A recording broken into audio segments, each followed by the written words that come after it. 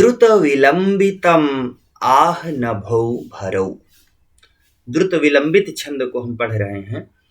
ये जैसा इसका नाम है द्रुत विलंबितम, कहीं पर यह द्रुत गति को प्राप्त करता है और कहीं पर यह विलंबित होता है। तो इस लक्षण से इसका परिज्ञान करेंगे और ऐसे ही इसका सस्वर गायन भी होता है।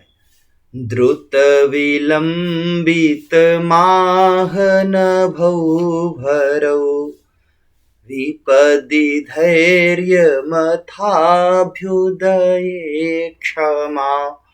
इस छंद में 12 वर्ण होते हैं, जैसे कि यहाँ देख रहे हैं द्रुत विलंबित माह नभौ भरौ। ये नभौ भरौ गण को व्यक्त कर रहा है।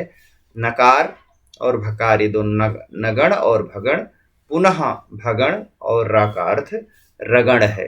तो नभौ भरौ अर्थात नगण और भगण, पुनः भगण और फिर रगण को व्यक्त कर रहा है। इसका लक्षण हम इस तरह देख सकते हैं कि इसके प्रत्येक चरण में नगण, भगण, पुनः भगण और रगण, इस क्रम से 12 वर्ण होते हैं।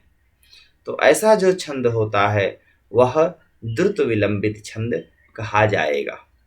जैसे उदाहरण के लिए विपदि धैर्य मथाभ्युदये क्षमा। यहां पर देखें, ये प्रथम जो 3 वर्ण देख रहे हैं ये नगण है। नगण में तीनों ही लघु होते हैं, हमें ध्यान रखना चाहिए। और मगण ऐसा होता है जिसमें तीनों गुरु होते हैं, मनवतु गुरु लाघवम। और द्वितीय में ये भगण है। दोनों क्रम से देखिए एक रूप जैसा, धैर्यम और फिर थाभ्युद। ये क्षमा जो है यह रगण का है। राज भा प्रथम गुरु और अंतिम गुरु, मध्य जो है वह लघु है। तो यह युति होती है। इस प्रकार का जो क्रम बनता है वह द्रुत विलंबित छंद को बनाता है। द्रुत विलंबित छंद इस प्रकार से बनता है। द्वितीय चरण में भी ऐसा ही देखेंगे। सदसी जैसा प्रथम था वैसा ही द्वितीय चरण भी होगा। सदसी वाक्पटुता युधि विक्रम, यशसि चाभिरुचिर व्यसनम श्रुतौ। ये भी तृतीय चरण भी सेम है और चतुर्थ चरण भी सेम है।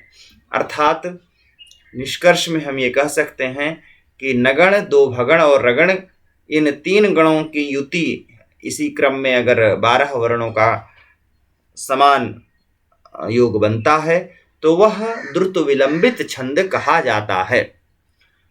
जैसा कि हमने ये विपदि धैर्य मथाभ्युदये क्षमा, सदसि वाक्पटुता युधि विक्रमः, यशसि चाभिरुचिर व्यसनम श्रुतौ, प्रकृति सिद्धमिदं हि महात्मनाम। ये श्लोक हमने पढ़ा। बड़ा महत्वपूर्ण श्लोक है और इसका अर्थ जानना चाहिए हमें कि विपदि धैर्यम, विपत्ति के समय धैर्य रखना। अभ्युदये क्षमा, जब हम अपना उत्थान करते हैं तो उस उन्नति के समय क्षमाशील होना। क्योंकि जब उत्थान होता है तो व्यक्ति में अहंकार आ जाता है, वो क्षमा उससे दूर होती है। तो अभ्युदये सति क्षमा। सदसि वाक्पटुता, सदसि सभायाम, वाक्पटुता वाण्याम, पटुता स्यात्, वाणी मधुर हो, वाणी में निपुण हो। युधि विक्रमः, युधि अर्थात युद्ध स्थले, उसमें शौर्य की परीक्षा होती है युद्ध में, तो वहां पे अपना पराक्रम दिखाना। यशसि चाभिरुचि व्यसनम श्रुतौ, तो यशसि अभिरुचि, यश प्राप्ति के लिए सदा प्रयत्नशील रहना, उसमें यश में अभिरुचि होना चाहिए।